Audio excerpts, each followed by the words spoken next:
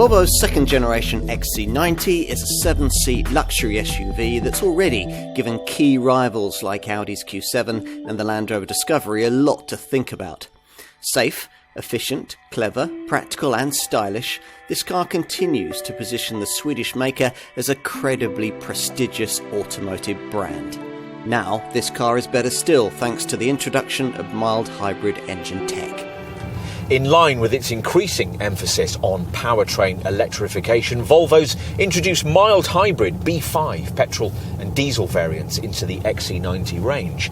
Most buyers will prefer the 235 horsepower diesel unit over the 250 horsepower petrol version, but either way, the drivetrain setup is the same, based around a 48-volt battery, a KERS kinetic energy recovery system, and an ISG integrated starter generator. Every time you brake or take your foot from the throttle, the KERS setup captures surplus energy and stores it as electricity in an extra battery provided in the boot.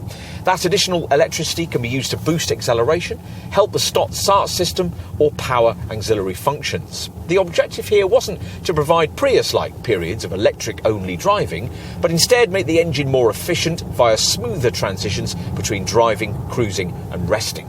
That's all been aided by revisions to the automatic gearbox and the implementation of the brand's first brake-by-wire system. And it works, especially in terms of running cost efficiency, which is significantly better than you get with obvious rivals. A B5 diesel is capable of a WLTP-rated combined cycle fuel figure of up to 44.1 mpg and an NEDC-rated CO2 return of up to 154 grams per kilometre.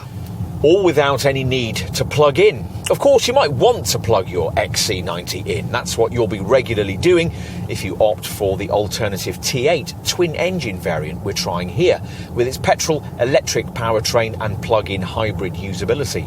Here, a 303 horsepower turbocharged, supercharged petrol engine drives the front wheels, while an 87 horsepower electric motor propels those at the back, powered by a battery pack neatly packaged away in the transmission tunnel.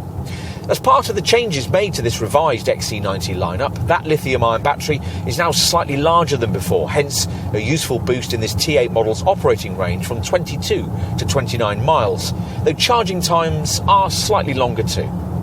Otherwise, things are much as before. The brand continues to offer a minority interest, non-electrified 310 horsepower T6 petrol model. And as before, across the range, there's the option of an active 4C chassis package, which gives you 4-corner adaptive dampers and electronic air suspension. Handling strikes a good balance between comfort and agility. Cruising refinement meets the required executive standard. And there's the potential for a mild amount of off-road prowess. A standard pilot assist system offers a degree of highway-orientated autonomous driving technology, and you might be interested to know that conventional variants can now tow up to 2,700 kilos. No significant changes have been made to the look of this second-generation XC90. None were really necessary, thanks to styling that designer Anders Gunnarsson describes as timeless, which is important given the long production life planned for this Mark II model. The shape, though substantial, is cleverly proportioned to look as compact as possible. So many large luxury SUVs appear bulky and intimidating. This isn't one of them.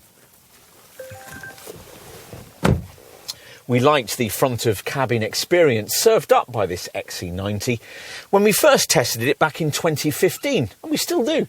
This interior is simple, elegant and very uncluttered, with only 8 buttons on the fascia. The remaining functions you'd normally access through confusing rows of little switches on the dash have been relocated into menu options that lie behind the big, easy-to-use icons you'll find on a smart 9-inch infotainment colour touchscreen that's presented portrait style on the centre console. You'll glimpse more high-tech screen technology through the 3-spoke wheel courtesy of Volvo's 12.3-inch active TFT crystal driver's information display.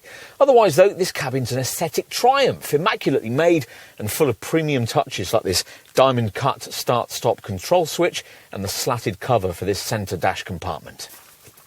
As for the boot space on offer, well, that's fallen slightly with the introduction of the mild hybrid powertrain, but it's still very class competitive. Inevitably, capacity is going to be a little restricted with all 7 seats in place, though even in this configuration, you still get 302 litres of luggage space. Volvo seems to be flourishing under foreign ownership. You might have expected Chinese control to stifle the company's Scandinavian character. Instead, what we've been given here is a return to Swedish charisma and an emphasis on the cool, restrained style and real-world practicality epitomised by the Gothenburg brand. Of course, this Volvo's not perfect. There are still sharper handling choices and more capable off-roaders in this sector. In balancing its own blend of virtues, though, this XC90 sets its own class standard and in doing so establishes a family benchmark amongst luxury SUVs that rivals struggle to match. Company founders Sara K and Gustav Larsson would have liked this car. More importantly, though, if you're shopping in this segment, we think you will too.